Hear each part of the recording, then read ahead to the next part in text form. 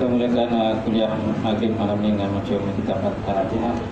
A'udzubillahi minasyaitonirrajim. Bismillahirrahmanirrahim. Alhamdulillahi rabbil alamin. Ar-Rahmanirrahim. Maliki yaumiddin. Iyyaka na'budu wa iyyaka nasta'in. Ihdinas siratal mustaqim. Siratal ladzina an'amta 'alaihim ghairil maghdubi 'alaihim waladdallin. Amin. Assalamualaikum warahmatullahi ta'ala wabarakatuh. Alhamdulillahillazi hadana li hadza wa ma kunna linahtadiya laula an hadanallah. Asyhadu an la ilaha illallah wahdahu la syarikalah wa asyhadu anna Muhammadan 'abduhu wa rasuluh. Allahumma shalli wa sallim ala sayyidina wa nabiyina wa habibina wa maulana Muhammad imamil muttaqin wa qadatul mujahidin wa ala alihi wa sahbihi wa man da'a bi da'watihi wa sanna bi sunnatihi ila yaumil. Rabbi shrah li sadri wa yassir li amri wa hlul 'uqdatam min lisani yafqahu qawli. Amma ba'd. Qala Allah Subhanahu wa ta'ala fi kitabil azim, a'udzu billahi minasyaitonir rajim. Yarfa'illahu alladzina amanu minkum walladzina utul ilma darajat. Maksudnya Allah Subhanahu wa taala mengangkat orang-orang yang beriman dan berilmu di kalangan kamu akan beberapa derajat. Wa qala Nabi sallallahu alaihi wasallam, pada Islam ghariban wa sayaudu ghariban kama bada'a fatuba dan ghuraba. Maksudnya Islam itu bermula dalam keadaan dagang dan dia akan kembali menjadi dagang ataupun asing dan berbahagialah kepada orang-orang yang asing kepada Allah. Alhamdulillah. Tegak. Dongak sikit. Dongak sikit. Ya. Okey. Baik. Alhamdulillah. Yang fadilatul imam kita. Tak lupa juga Fadil Kabila, kemudian tak lupa juga Tuasya, kemudian pengurusi surau, dia takut surau, muslimin, muslimat yang dirahmati Allah. Alhamdulillah kita panjang kita syukur Allah Ta'ala kerana bersama malam ni untuk kita sambung kuliah fiqh. Saya nak tanya, kuliah kita ni kira yang last ke sebelum Ramadan ke? Last kan? Ada sekali lagi tak? Ada sekali lagi? Habis dah? Habis ya kan? Ni makialah lah ni malam ni. Ha? 6 bulan Agustus dah. Okey. So malam ni kialah dah tu. Sehingga kita sambut Ramadan lah. Okey, insya-Allah. Baik. Hari itu dah bincang berkenaan dengan talak kan? Talak hari itu kita dah masuk sikit. Dan insya-Allah nation kita ni dah apa guna lah.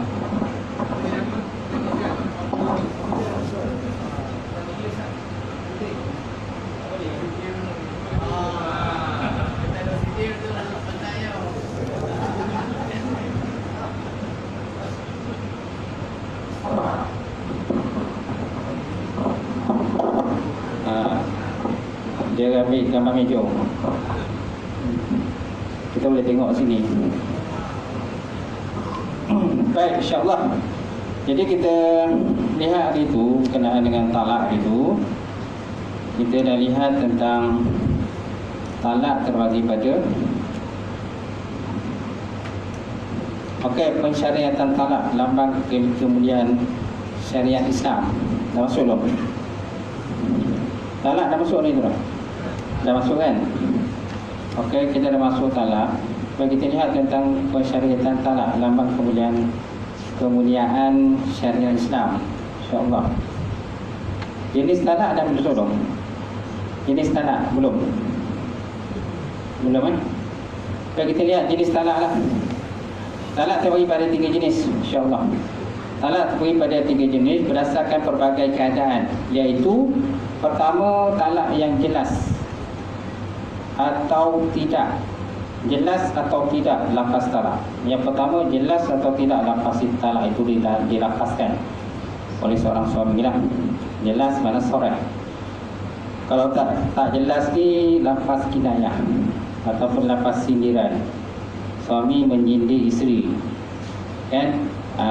Tapi dalam hati dia tengok macam mana, ada niat tak jatuhkan talak ataupun tak ada niat. Yang kedua, keadaan isteri, sama ada keadaan isteri itu dalam keadaan suci ataupun dalam keadaan haid, suci ataupun dalam haid, dan isteri itu masih kecil ataupun sudah pun dewasa, kecil ataupun dewasa. Yang ketiga, talak yang berganti dengan harta dan tanpa berganti dengan harta. Baik, kita lihat yang pertama, lafaz talak yang jelas dan tak jelas. Lafaz yang digunakan yang menunjukkan maksud talak secara jelas dan tak dapat diandaikan kepada maksud yang lain, ini dinamakan sebagai lafaz soreh, talak yang soreh. Sementara lafaz yang tidak menunjukkan maksud talak secara jelas, yang boleh diandaikan dengan maksud yang lain selain daripada talak, ini dinamakan sebagai lafaz kiasan ataupun lafaz kinayah. Kiasan ataupun kinayah. Kemudian, talak yang nyata menggunakan lafaz yang tidak membawa maksud atau makna yang lain kecuali talak, terdapat 3 lafaz. Yang pertama, lafaz tolak itu sendirilah, lafaz tolak. Tolak malik tolak. Yang kedua, lafaz lepas. Sirahun. Sirahun maknanya lepas ataupun pisah. Firakun. Firakun ataupun pisah. Tapi kita tak adalah cakap Arab. Kecuali orang Arab lah. Kalau Arab memang ada cakap Arab lah.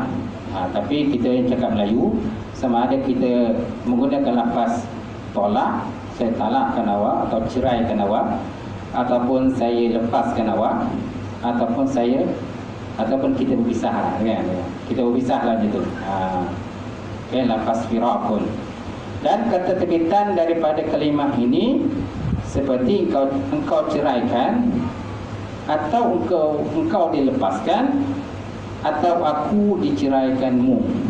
Aku diceraikanmu. Aku berpisah daripadamu, ataupun aku lepaskan kau. Ini semua dikatakan sebagai lafaz-lafaz yang soreh.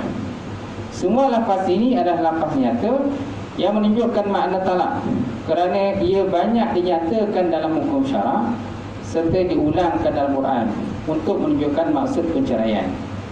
Sesuai dengan firman Allah Ta'ala Al-Quran, dia kata, Ya ayuhan Nabi, Ya ayuhan Nabi, in talaqtumun nisa'a fatallikuhunna liiddatihinna. Maksudnya, wahai Nabi, wahai para Nabi, iza talaqtumun nisa', apabila kamu menceraikan isteri kamu, fatallikuhunna liiddatihinna, maka ceraikanlah mereka pada masa mereka dapat memulakan iddahnya. Pada masa mereka dapat memulakan iddahnya. Okay.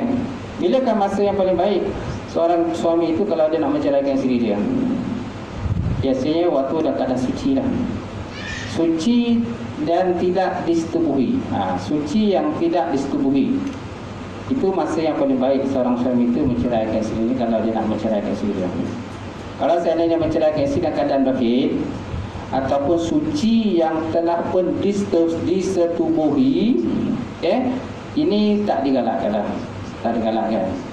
Kenapa? Kerana tempoh iddah perempuan itu akan lebih panjang. Akan lebih panjang berbanding dengan keadaan suci yang tidak disetubuhi. Suci yang tidak disetubuhi, bezalah macam tu. Okay.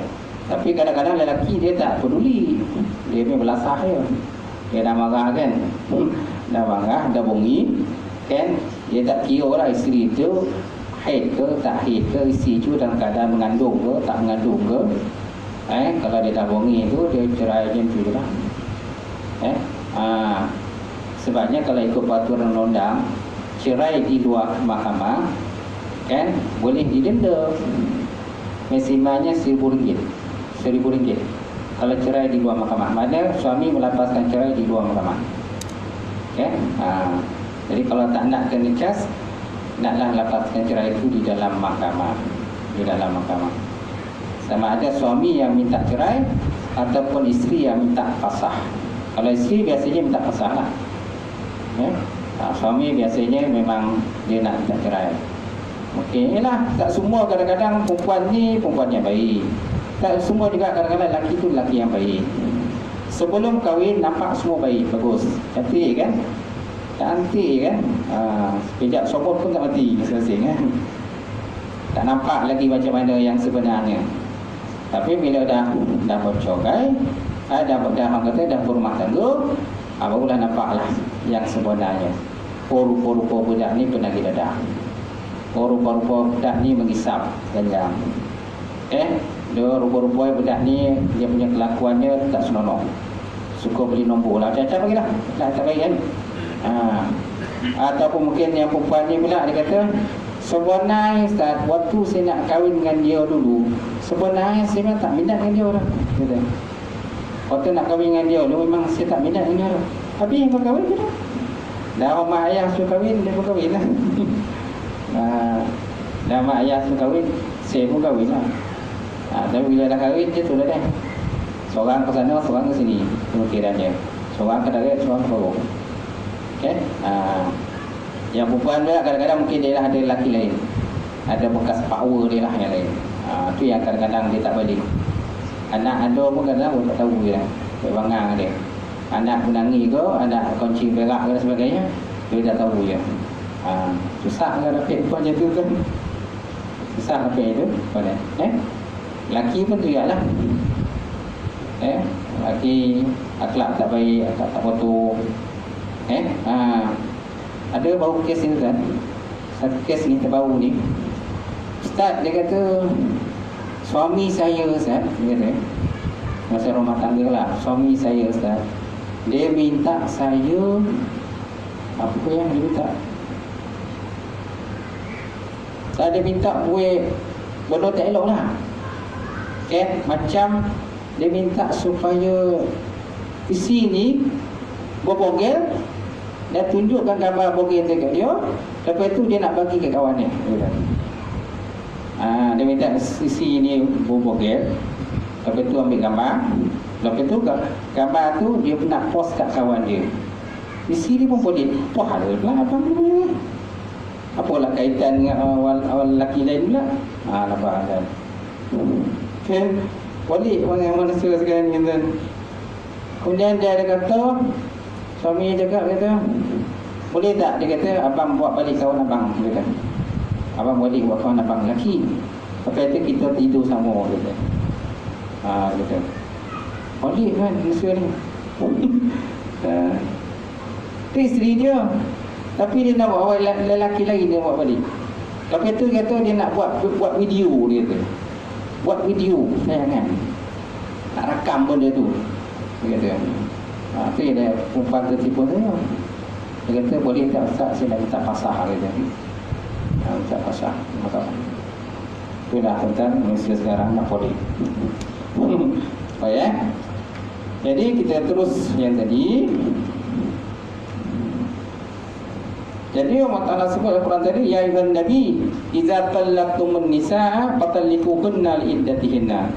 Wahai nabi, apabila kamu ataupun engkau dan umat-umatmu hendak menceraikan isteri kamu, maka ceraikanlah mereka pada masa mereka dapat memulakan iddahnya. Pada masa dia dapat memulakan iddah, maksud dalam keadaan suci lah. Kalau dia dalam keadaan berhaid, dia tak boleh memulakan iddah masa itu. Dia tak boleh. Dia tak boleh memulakan iddah. Dia kena tunggu suci dulu. Baru boleh memulakan iddah dia. Dan firman Allah Subhanahu Wa Taala, wasarihuhunna sirahan jamila, yang bermaksud dan aku lepaskan kamu dengan cara yang sebaik-baiknya. Sebenarnya kalau nak lepaskan tu, seorang suami jangan nak melepaskan isteri sebabkan mungkin sikap ataupun perangai isteri yang mungkin dia tak boleh nak didik. Ada juga kadang-kadang tuan, pasangan-pasangan ni, lelaki-lelaki ni kadang-kadang sebelum dia nak kahwin tu, dia tengok perangai bekas bakal suami isteri tu perangai tak elok, maka dia dengan niat, dengan hati, aku nak kahwin dengan dia dan aku nak betulkan akhlak dia, perangai dia. Tapi bila kahwin macam tu je. Tak rapik juga nak betul orang panggil dia. Kalau tak rapik nak betul orang panggil tu, alopih lah. Dia paling baik kan. Sebab apa kan dah macam buang bawa apa tu kan? Tak lagi apa, buat kayu balak. Angkit kayu balak kan? Kan borek kan masalah kan. Apalagi kadang-kadang ada kadang-kadang perempuan kan, dia asyik nak minta cerai je. Sekejap minta cerai, kejap minta cerai. Kalau nak minta cerai itu kan, lepaskanlah. Senang hati kan. Okey, daripada kita membawa bala bencana, membawa kayu balak, pikul kayu balak dan sebagainya, lebih baik lepaskan aja kan. Dan aku lepaskan kamu dengan cara yang sebaik-baiknya. Itu juga firman Allah Subhanahu Wa Taala, "Au fariquhunna bil ma'ruf." Atau lepaskan mereka dengan cara yang baik. Lepaskan dengan cara yang baik. Okey. Dan kalau nak lepaskan pun, kalau sebaik-baiknya itulah talak satu lah yang paling baik sekali. Ada juga kadang-kadang tu pasangan ni, kalau lelaki itu dia marah sangat, maka dia lopehkan talak 3. Lepaskan talak 3. Ada macam tu. Lapa marah lah, bongi mana, aku jatuhkan kau dengan talak 3 kan.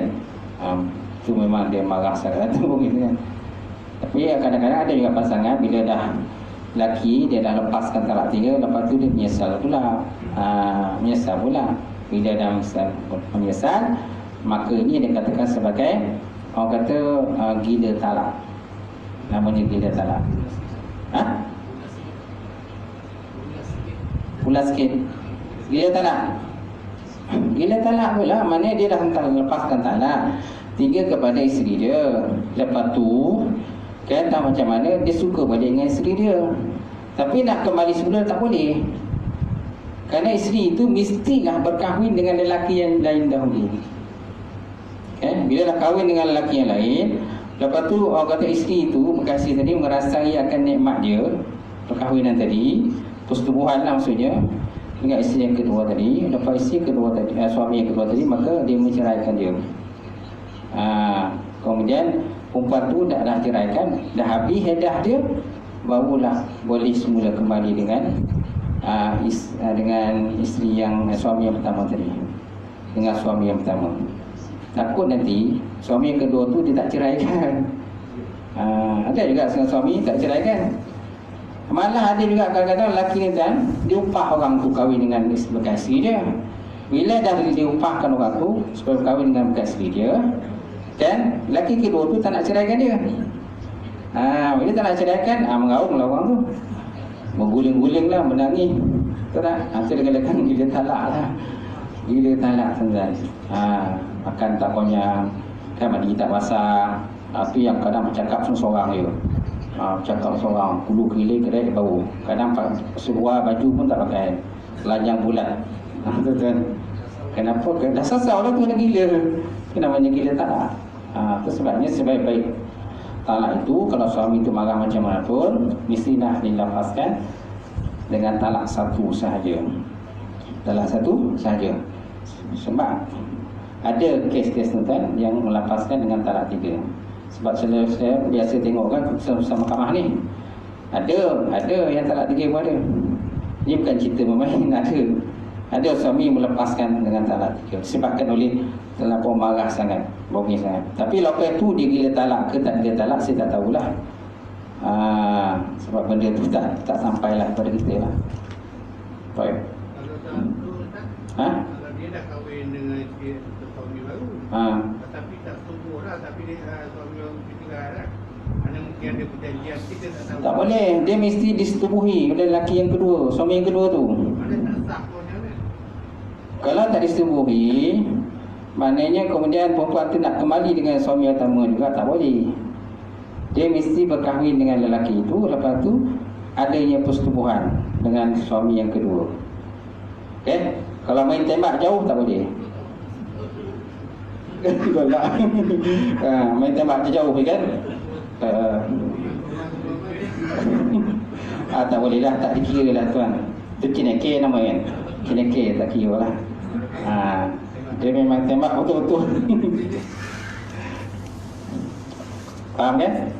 Baik, kemudian lafaz yang nyata juga termasuk terjemahan lafaz talak dalam bahasa lain selain bahasa Arab berdasarkan penggunaannya yang lumrah dalam masyarakat, sebagaimana lafaz talak yang biasa digunakan dalam bahasa Arab.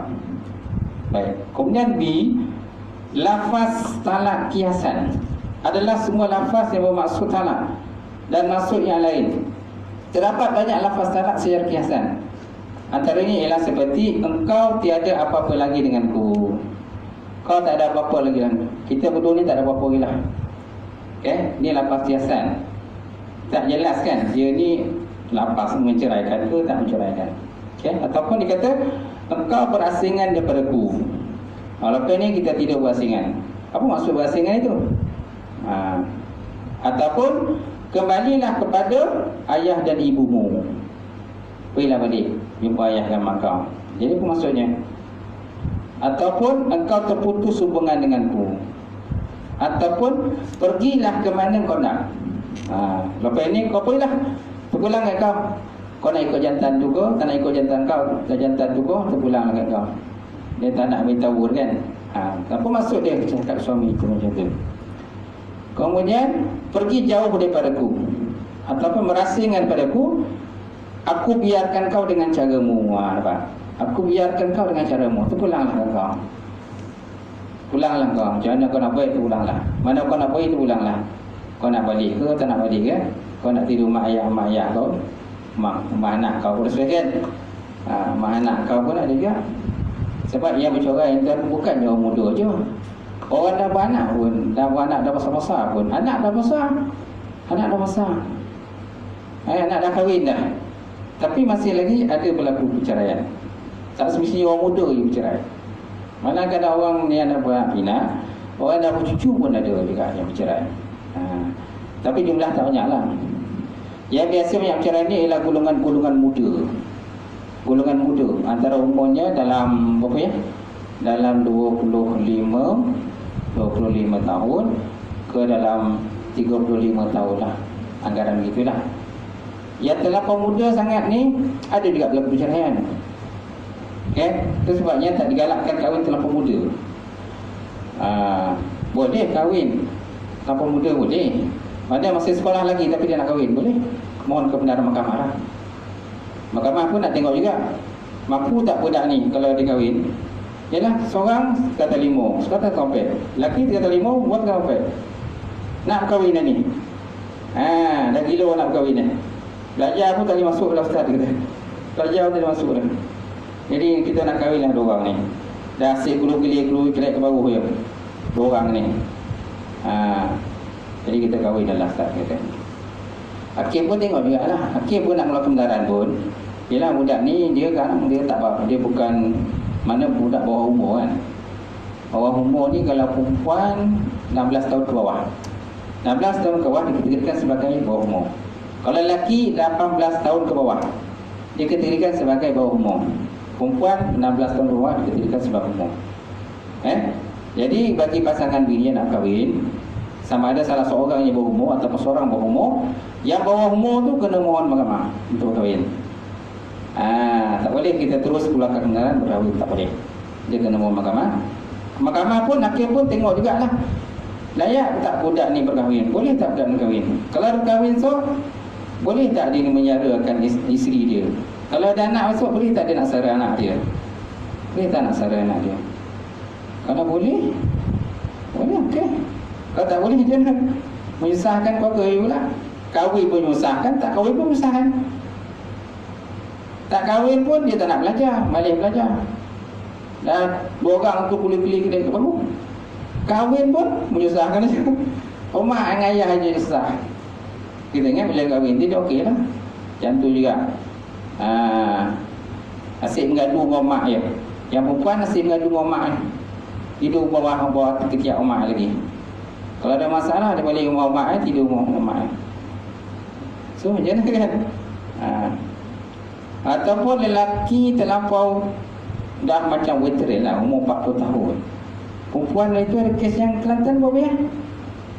Yang kahwin di bawah umur tu siap kan? Lelaki tu 40 tahun, perempuan tu 15 tahun kan?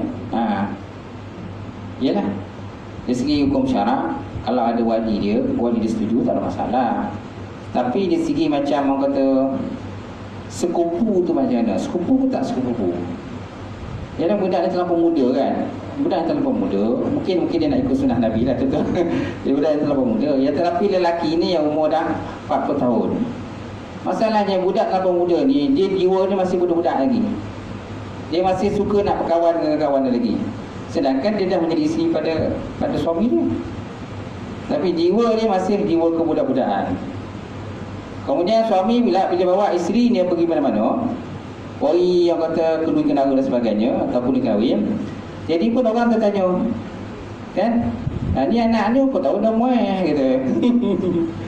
Anak ni kau tahu dah muai ni, dah kerja ke belum? Itu bukan anak dia tu dah. Itu isteri dan gitu. Nampak tak? Jadi dia pun dah budak tadi pun dah malu tuan-tuan. Orang muda bercakap malu. Okay? Nak kena juga lah. Tengok sesuai yang sesuai tak sesuai. Ya? Boleh kalau nak asingkan, tak boleh orang kata, tak boleh orang kata bersetubuh pula lah. Biarlah orang kata matang pula. Bola kalau nak bersetubuh nak hidup sama kan. Ataupun hidup asing, biar dah tinggalkan mak ayah dulu. Besok dah besar esok, hiduplah sekali. Betul tak? Tapi bila hidup sekali itu, bila pergi mana-mana tu yang jadi masalah tu kan. Kalau isteri tu pakai purdah, jadi orang tak nampak sangat. Tak nampak sangat kebudakan dia tu. Tapi kalau dia tak pakai purdah, memang nampak dia umur budak tu, budak perempuan tu umur dia muda. Jadi orang ingat, ini anak kau pun dia kata. Ini anak kau pun. Tak, ni bukan anak dia, ni isteri dia kata. Dia muda dia kata. Baik Jadi kalau dia tutup dia punya muka tu, jadi orang tak nampak. Tak nampak kan? Dia muda ke tua, tak tahu. Baik Jadi semua lafaz dianggap lafaz kiasan yang menunjukkan talak kerana dia membawa maksud talak dan maksud yang lain. Ini berdasarkan hadis Nabi sallallahu alaihi wasallam, an Aisyah radhiyallahu taala anna ibnatal Jawni lama udkhilat ala Rasulillah sallallahu alaihi wasallam wa dana minha qalat a'udzu billahi minka qala laqad uzti bi azimin ilqani lil ilhaqi bi ahlika. Atau kama qala Rasulullah sallallahu alaihi wasallam. Hadis diterima daripada Sayyidatina Aisyah radhiyallahu taala anha. Anna ibnatal Jawni, sesungguhnya anak perempuan kepada seorang lelaki yang bernama Al-Jawni, lama udkhilat ila Rasulillah sallallahu alaihi wasallam, tak kala dia dibawa kepada baginda Nabi sallallahu alaihi wasallam, wa dana minha, dan Nabi pun duduk berhampiran dengan perempuan tadi, yang itulah anak perempuan kepada Jawni tadi. Qalat, berkatalah perempuan tadi, dia kata a'udzubillah minka, aku berlindung dengan Allah daripada engkau. Aku berlindung dengan Allah Ta'ala daripada engkau. Faqala, maka Nabi sallallahu alaihi wasallam bersabda, dia kata laqad uzti bi'azimin, sungguh aku berlindung dengan yang maha agung, dan kembalilah engkau kepada keluargamu. Ilhaqi bi ahlika, kembalilah engkau kepada keluargamu tuan-tuan. Jadi orang kata lafaz ini adalah lafaz kiasan. Nabi tak kata lafaz dia, Nabi tak menceraikan dia, tak menyatakan dengan lafaz yang soreh menceraikan perempuan, anak perempuan kepada Jawni tadi. Tapi Nabi hanya menggunakan lafaz kiasan. Maksudnya kembalilah engkau kepada keluargamu, yang menunjukkan kepada Nabi menceraikan dia lah. Gitu. Cuma lafaz-lafaz kiasan ni mestilah dirujuk ataupun ditanya kepada suami itu, adakah kamu berniat untuk menceraikan atau tidak? Itu lafaz kiasan. Dia tengok pada hati suami lah, ada tak dia niat untuk menceraikan isteri dia. Okay? Seperti lafaz-lafaz tadi lah. Dia kata engkau berasing daripada aku, engkau terputus hubungan daripada aku, kembalilah pada keluargamu kan. Engkau haram bagiku. Apa maksud itu kan? Jadi lafaz-lafaz ini dikatakan lafaz kiasan yang bergantung kepada niat si suami itu. Kalau suami ada niat menjatuhkan talak, maka jatuhlah talak. Kalau suami tak ada niat pun, aku tak ada niat apa-apa pun kata, tak ada niat apa-apa pun, jadi tak jatuhlah talak. Semua tadi bergantung kepada niat suami. Innamal a'malu binniyat, semua setiap amalan itu berdasarkan kepada niat. Kemudian lafaz talak menggunakan SMS ataupun WhatsApp, ataupun apa-apa media masalah. Semua tadi tuan merupakan lafaz kiasan. Itu lafaz kiasan. Ini bergantung kepada niat suami. Bergantung pada niat suami. Jadi di mahkamah, hakim akan tanya pada suami, ada tak? Ini betul tak ni kau yang hantar SMS ni pada isteri kau? Betul tak? Jadi isteri pun tunjuklah. Jadi biasanya kalau kita nak, seorang perempuan tu kalau dia nak mensabitkan, nak bawa benda bukti itu dalam mahkamah, dia kena print lah SMS tadi. Dia print dan tunjukkan pada hakim. Kalau masalahnya, kalau seandainya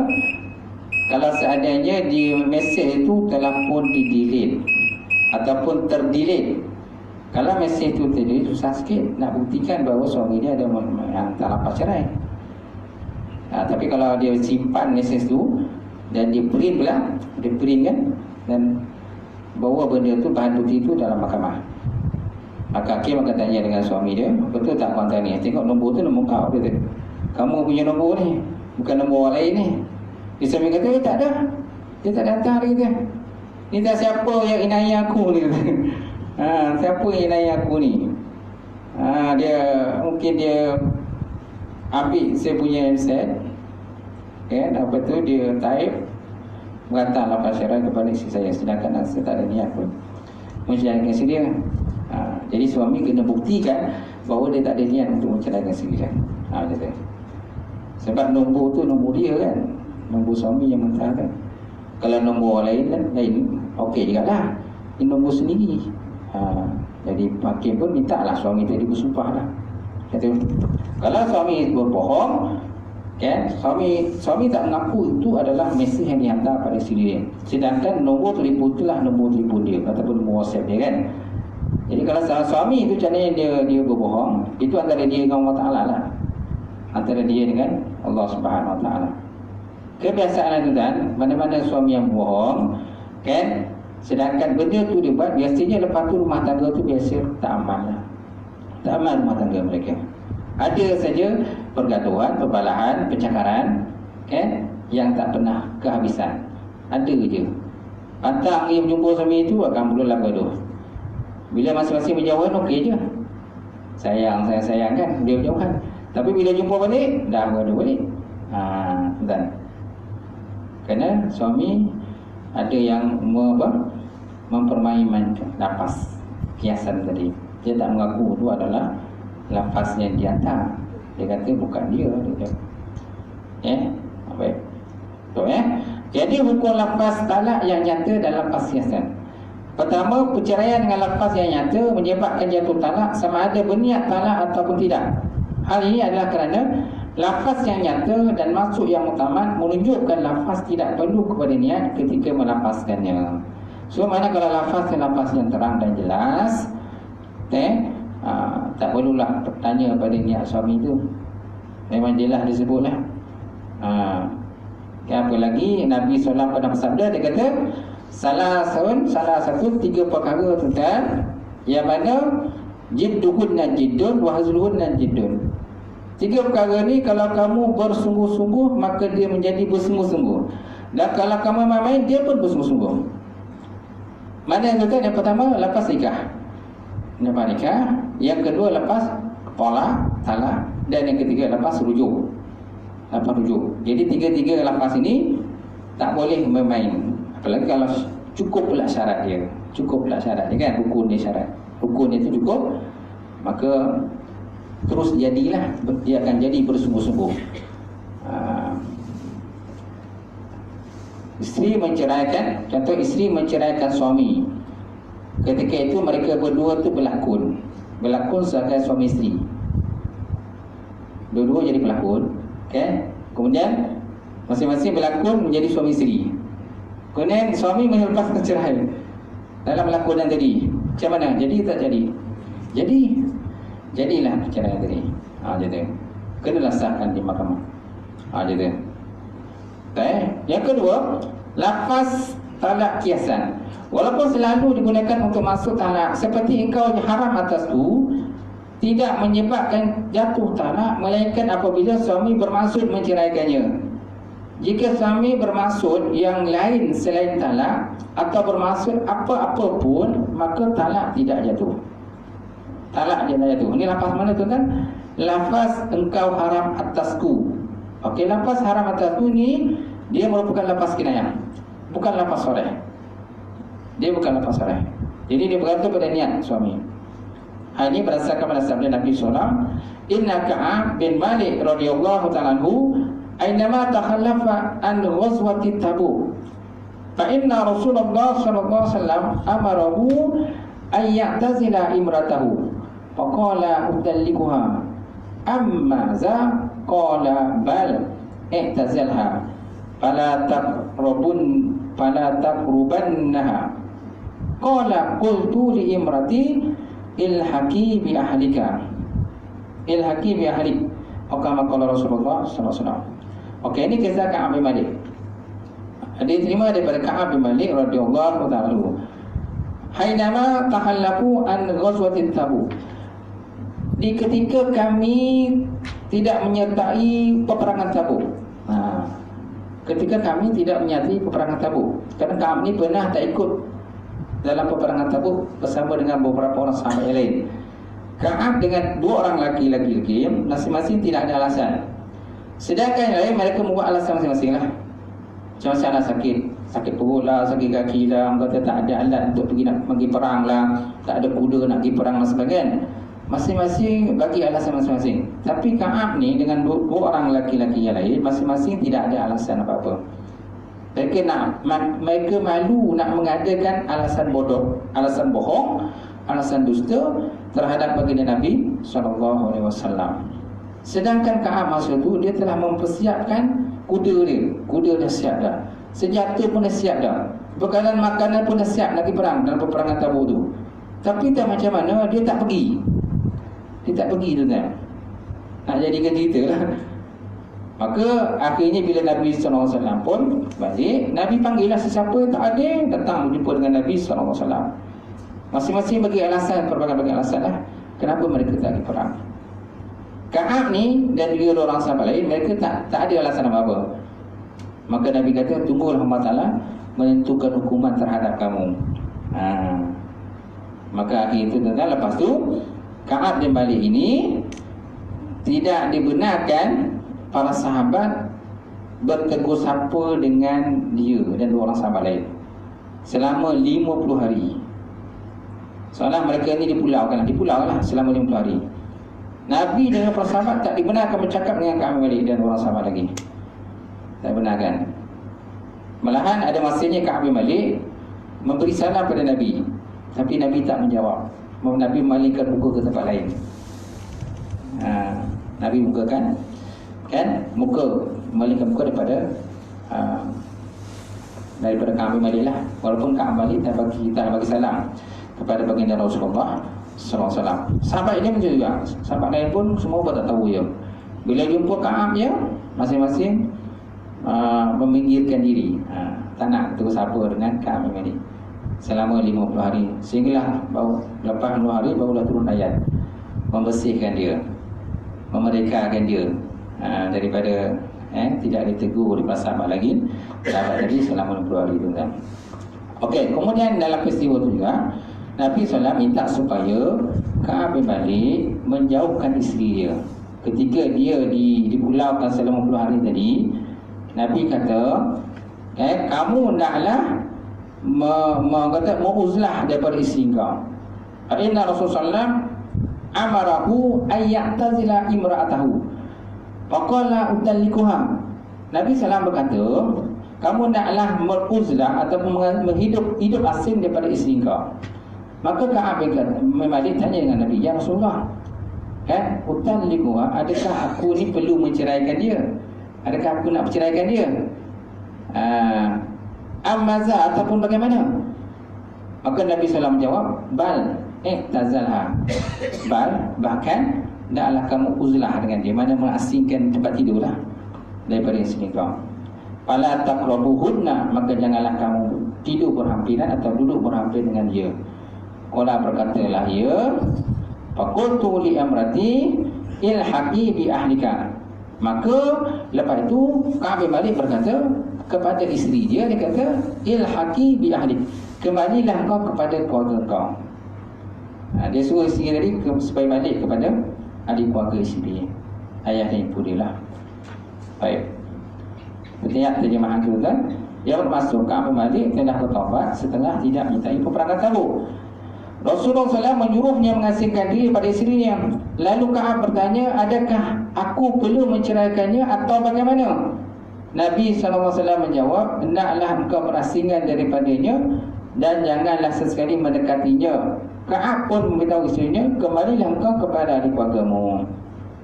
Jadi apabila turun ayat yang menyatakan taubat Ka'ab telah pun diterima oleh Allah Subhanahu Wa Taala, isterinya telah kembali kepadanya semula dan Ka'ab tidak diperintahkan melakukan akad nikah yang baru. Ka'ab tidak perlu lagi mengadakan akad nikah yang baru dengan isteri tadi. Kenapa? Ini menunjukkan bahawa ungkapan kembalilah kepada keluargamu tidak menyebabkan jatuh talak, melainkan dengan niat Ka'ab. Kalau Ka'ab tu ada niat menceraikan isteri dia, barulah jatuh. Ini dinamakan sebagai lafaz kiasan ataupun lafaz sindiran lah. Sebenarnya Ka'ab memang tak ada niat pun nak menceraikan isteri dia. Cuma dia minta isteri tadi, baliklah ke rumah ayah dan ibu awak, kan? Jadi dalam hal ini tuan-tuan, Ka'ab tidak berniat talak dalam ungkapannya. Oleh itu tidak ada apa-apa yang berlaku dan isterinya kembali kepadanya semula. Bolehlah isteri tadi kembalilah kepada suami dia balik. Ka'ab baliklah. Baik, menunjukkan bahawa lafaz itu lafaz kiasan yang perlu kepada niat. Kalau Ka'ab tak ada niat, tak adalah apa-apa. Itulah sesiapa sajalah. Bagaimana suami yang telah pun melepaskan lafaz kiasan, lepas kiasan sindiran kepada isteri dia, maka hakim nak kena tahu dulu ada tak niat ni menceraikan isteri. Dia sebaik-baiknya yang memutuskan tu mahkamah lah. Ada juga kadang-kadang pasangan itu kan, pasangan ni dia datang pejabat agama, dia mengadu. Biasanya yang mengadu masalahnya biasanya perempuan lah. Perempuan yang mengadu masalah rumah tangga. Lelaki jarang mengadu masalah rumah tangga. Biasanya perempuan mengadu masalah rumah tangga dengan suami dia. Ada juga kadang pasangan tu kan datang dua-dua. Ada suami datang, isteri pun datang, dua-dua sekali datang.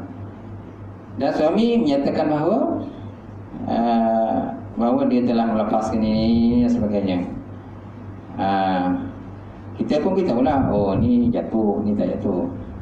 Okay? Cuma pejabat agama kita tidak boleh mengeluarkan hitam putih. Hitam putih tak ada, surat putih tak ada. Nak tahu sama ada confirm jatuh atau tidak, mahkamah yang tentukan. Mahkamah tentukan sama jatuh atau tidak. Okay? Kita tak boleh nak beritahu, okay, ini confirm jatuh. Tak boleh begitu lah. Tapi kita beritahu ini kalau ikut kepada pertimbangan saya, ilmu yang saya ada, kan ini lebih menjurus kepada jatuh talak. Sebaik-baiknya tuan-tuan dan puan kata cik dan tuan suami isteri ini pergi ke mahkamah untuk mengesahkan benda di mahkamah. Sebab kita tak ada keluarkan secara hitam putih sama ada jatuh talak ataupun tak jatuh talak. Okay, dah selesai ni mahkamah. Kalau hakim kata jatuh, okay, kita tengok perintah tu, berapa talaknya tu, 1 ke 2 ke 3. Okay, lepas tu kalau tuan atau puan nak rujuk semula, baru kita rujuk semula lah. Boleh nak rujuk semula kalau nak rujuk balik. Sebab ada kadang-kadang suami kadang menyesal, kan, dia kata dia tak boleh nak kontrol diri. Saya tak boleh kontrol diri, Ustaz. Saya tak boleh kontrol diri. Jadi saya pun dah lepaskan perkataan tadi kepada isteri saya. Betul tak puan, suami puan ada melepaskan tadi? Betul, kata. Saya tahu Ustaz mungkin dia tengah marah, kata. Siap backing pula suami tu. Dia tengah marah, Ustaz. Boleh tak, ada tak cara Ustaz supaya kami rapat bersama semula dengan? Ada yang pasangan begitu, dia datang dua-dua.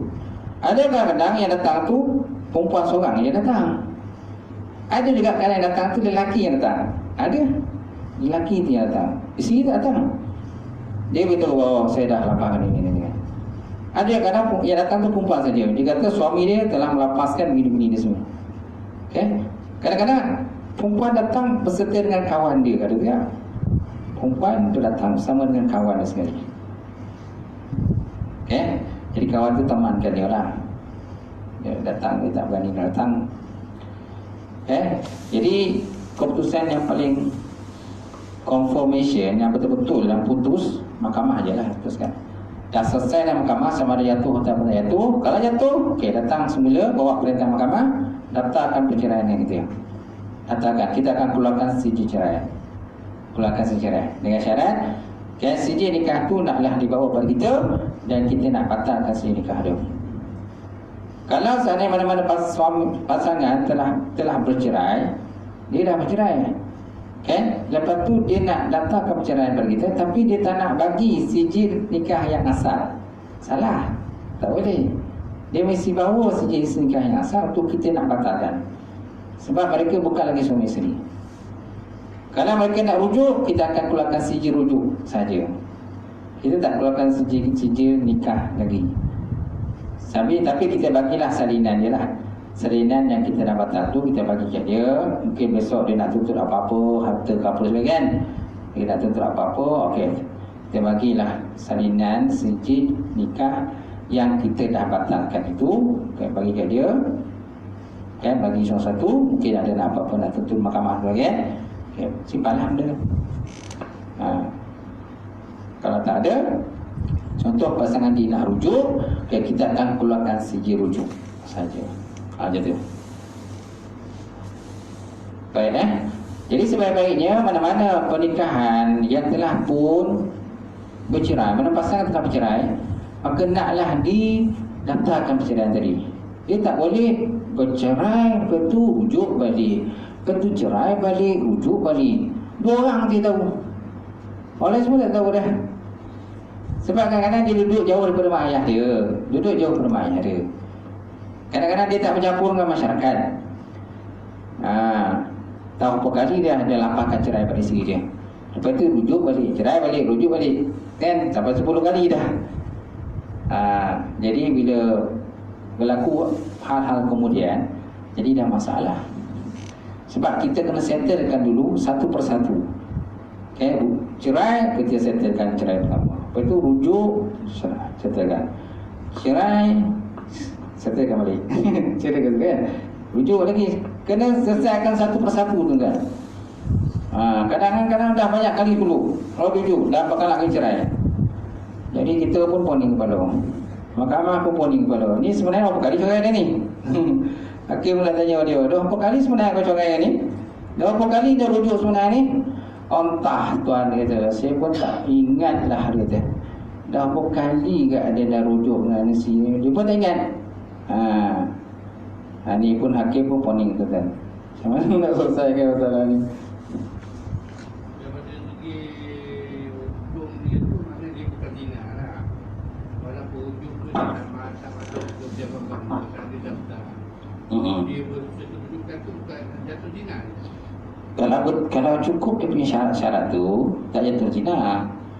Takut nanti tak cukup syarat dia, dia hanya rujuk perbuatan. Sebab ada rujuk, dia rujuk perbuatan, bukan rujuk lafaz. Kalau rujuk perbuatan, kalau ikut mahkamah tak ambil kira. Masuk rujuk perbuatan tu, suami isteri tadi bersetubuh semula tanpa suami mengucapkan dia rujuk isteri dia. Alah boleh kata. Suami dia boleh ke bang kata, boleh je, jomlah bang kata. Jomlah kata. Dia kata boleh kata. Tapi tak boleh, dia mesti dilepaskan bahawa dia rujuk isteri dia. Dan sebaik-baiknya ada saksi lah. Ada saksi, kawan dia ke, ataupun adik keluarga dia. Ada saksi kan? Ni tak ada saksi, dia dua orang je yang tahu. Anak pun tak tahu apa-apa. Tak apa kerja mak ayah dalam bilik, dia tak tahu apa. Corai, kojak bergaduh, kojak baik, kojak bergaduh kata. Anak cakap tak apa benda, tak tahu dia. Susah masalah ni kan? Pening boleh kita Baik, hadis ini juga menjelaskan bahawa Abdullah bin Umar naklah membiarkan isterinya mana ni? Okey, apabila turun ayat yang menyatakan taubat Ka'ab diterima oleh Allah Ta'ala, isterinya telah kembali kepada semula dan Ka'ab tidak diperintahkan melakukan akad nikah yang baru.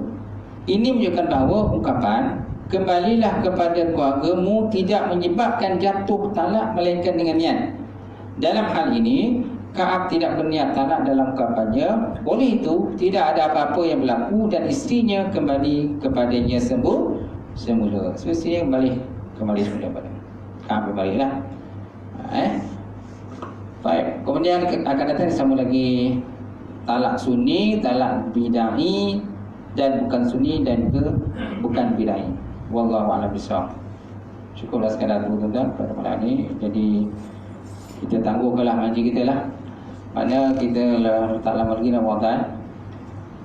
Tapi tempat lain saya masih mengajar lah sebelum masuk Ramadan. Sebab kita ni hanya minggu pertama kedua kan. Minggu pertama kedua. Minggu 2-4 saya datang ajar sini dah. Tapi tempat lain saya masih mengajar lagi 2-4. Sebab sini tak ada mengajar lagi, jadi sebenarnya kita tutuplah pengajian kita lah. InsyaAllah kita akan jumpa selepas Syawal lah. Selepas Syawal. Bila? Lepas puasa 6 ataupun raya sebulan. Kita ni tahu lah raya sebulan. Dah habis sebulan pun ada raya lagi tu.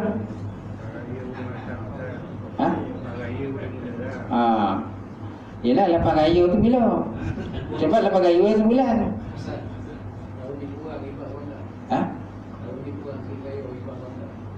Hebat kena alas 1.25 je dapat. 1.25 tu pun dapat. Jadi tuan-tuan pun tak giang benar lah, kurang giang Jadi gaya pun macam tu je lah.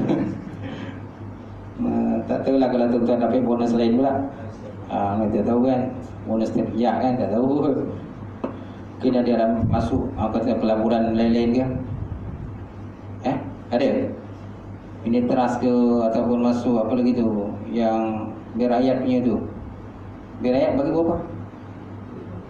Berayat belum bagi. Tahun lepas 18%. 18 ke 16 persen dia berayat. Tahun lepas lah tinggi juga. Siapa nak bagi 18% lah banyak. Okey, tak payah cerita lah. Kita cerita keluar. Cerita hebat-hebat ni. Keuntungan dividen dan sebagainya. InsyaAllah. Jadi kita tangguhkanlah insyaAllah. A'udzubillahi minasyaitonir rajim. Bismillahirrahmanirrahim. Alhamdulillah wassalatu wassalaam ala asyrafil mursalin wa ala alihi washabbihi ajmain. Allahumma zidna ilman nafi'a wa yaqinan as-sadiqa wa taqabbal rizqan halalan mubarakatan katsiran wa ziyadatan ya alim wa lana qulubana fi nuril barakatika wa ta'arifin. Allahumma faqina bidin, Allahumma faqina bidin, Allahumma ijma'na hadzal jam'an marhuma wa tafarraqna min ba'dihi tafarruqan ma'suma. Allahumma barik lana fi Rajab wa Sya'ban wa balighna Ramadan. Allahumma barik lana fi Rajab wa Sya'ban wa balighna Ramadan. Allahumma barik lana fi Rajab wa Sya'ban wa balighna Ramadan. Rabbana atina fid dunya hasanah wa fil akhirati hasanah wa qina adzabannar. Subhana rabbika rabbil izzati amma yasifun. Wassalamu ala mursalin. Alhamdulillahi rabbil alamin. Taqabbalallahu minkum.